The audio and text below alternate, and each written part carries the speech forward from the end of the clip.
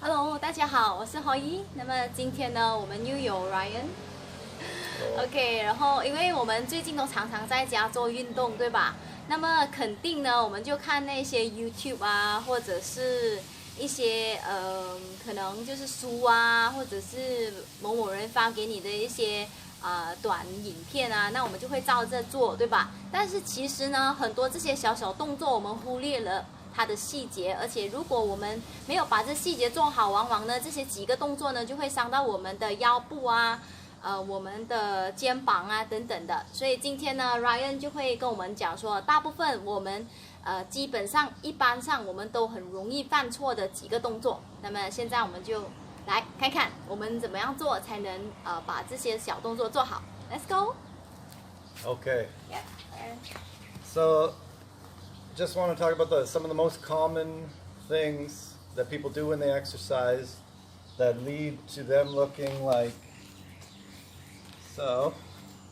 Like this, very common. This, very common. Head forward. So the head forward, lots of pain here. Pelvis forward, lots of pain here. Hunchback, curved shape. Shoulders in. Thumbs pointing at each other instead of forward. So they really should, everything should point forward. The head should be balanced. It shouldn't hurt here, and it shouldn't hurt here. And I'm guilty. I do the same. I've done the same thing for a long time, so I'm still working on it. So many exercises ask you to do push-ups, planks. So you're holding your hands, right? And you get lots of wrist pain. And usually that's because you're not gripping the ground properly. So if you just grab the ground and do your plank, the way you would. Now lift your legs up to do a full plank. Full plank. Is that comfortable? Yeah. Okay, so there's two problems. The elbows are pointing in. They need to be rotated out, looking forward. So instead of having the elbows like this, they should be rotated forward. Because part of the issue we all have is the shoulders come in. So when you exercise, you're just encouraging more of this. So you want to try opening up while you're in the plank. So you do the regular plank and then... So it just stays out like this? Yeah, but for women, most women have the hyperextension. That's too far. You want to not allow the it's harder for women because so many women have the hyperextension. So try to point your elbows forward. Another thing is to have the knuckle of the index finger. Always have the help of a dog. Come on. The knuckle of the index finger should be pressing against the ground all the time. So if you're doing your exercise with this raised, you're going to have a lot of wrist pain. Go on, Boom. You silly boy. So, I don't know if we have to redo the video. Go on. Go get it. So, knuckles push down. Yep. And fingers like you're Grip. gripping something, like you're grabbing the ground, grabbing a ball, typing on a keyboard. Do your plank. Have your elbows pointing forward, which will open up your shoulders. And even that is just a help. So that's one of the main things people do wrong. And then when they do planks or yoga, they always have lots of pain in the wrists at the end of the class. Very, very common. Also, keep the full palm on the ground. Don't lift any part of the palm off the ground. If you have to lift the palm off the ground, you're not strong enough to do the exercise properly in the first place, so it's probably too hard. How do you mean that leave palm off the ground? If you're doing a plank, Yep. or you're doing some kind of exercise, and you see people like going like this, it's really bad. Because you're having your wrist at all different angles, and so much pressure is happening at these angles and you're not used to it. So you're going to have tons of pain, probably right here. Yep. Another thing super common is everybody wants to do Sit up. crunches, right? Yes. We call them, so, Sit up. so how does Hoi do a crunch? Go do a regular crunch. You're at the gym and they're like, do crunches. Go ahead. Terrible.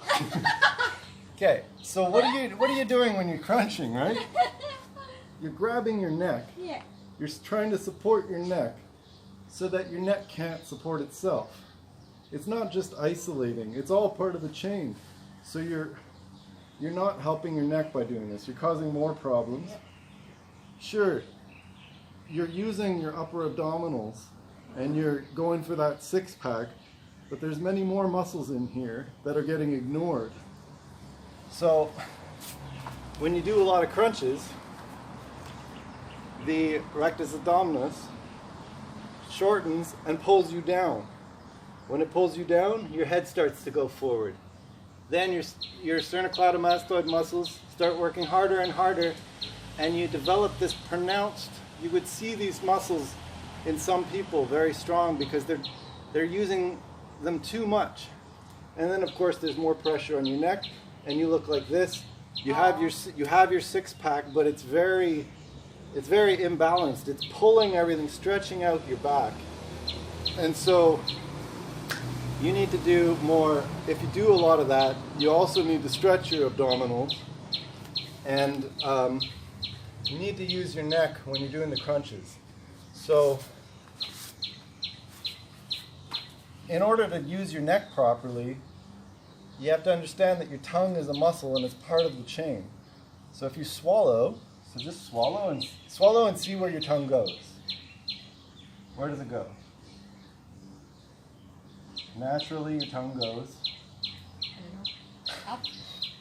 It goes up, Yeah. right behind the teeth at the top, because it's part of a chain of muscles that keep your head stable. So when your mouth is closed and your tongue is at the top, it's forming a chain with the remaining neck flexor muscles down here. It's all attached, and that's counterbalancing against these big sternocleidomastoids. So it's actually helping center your head, and your body naturally puts your tongue in that position when you're relaxed. So you don't want to do exercise with your mouth wide open, especially crunches. You want to have your mouth closed, tongue at the top of the mouth. That way these muscles can actually work. So, and you don't want to pull your head. So you can have your hands behind your head, but don't use any pulling. So when you do a crunch, if you want to do the crunch, you would have the tongue, top of the mouth closed, and you would feel that your neck is part of the activation. And when your neck gets too tired, that's when you have to stop it with the abdominals, because then you're creating an imbalance. These are much too strong, these are too weak, and you can't really do the movement in the first place. And that imbalance will create more problems down the road. Another thing people do, because they've done too many crunches, is that the rectus abdominis your brain starts thinking that this is the muscle that always needs to work first, and it's usually completely the opposite. It's supposed to be triggered at the end when you're almost exhausted. And the deep abdominal muscle is the one that's supposed to be triggered first, and you have to train that. And I've been working with Hoi a bit on that. So I can show you, if you go into just on your knee, plank on your knees. If you want to activate the transverse abdominis, the deep abdominal muscle, you have to,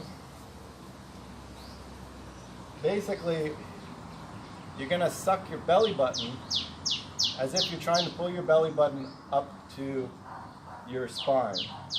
So if you're just hanging, the belly button should rise up, and that'll be activating the deep muscle. And it shouldn't activate the rectus abdominis, the six-pack muscle.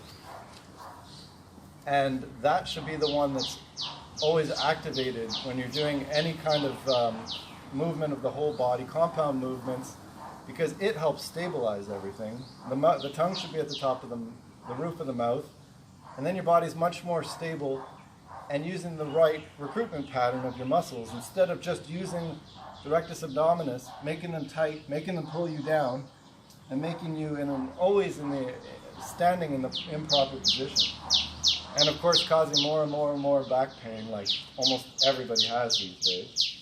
So instead of just pulling your back up, trying to have it straight, which a lot of people say, what you really want to do is pull your belly button in up and feel that tension and hold that tension. So you could use this as an exercise. You simply pull your belly button in without trying to activate any other muscles and hold it for maybe 10 seconds and then release. And we did this yesterday, and Hoyi knows that you can really feel it. Yeah, I'm tired after 10. But that teaches your brain how to activate it properly. If you want to feel what it feels like, you can put your finger in your belly button and then close your teeth and breathe out. You'll feel it activate. It's like the third layer of muscle. It's deep in there, but it helps stabilize everything during your exercise. And in some people, it's very, very weak, and they end up using the obliques and the rectus abdominis for most of their exercise. And then at the end of the exercise, when they're almost exhausted, boom, their back curves, and then your back becomes extremely painful, and basically you have lower back pain after every workout.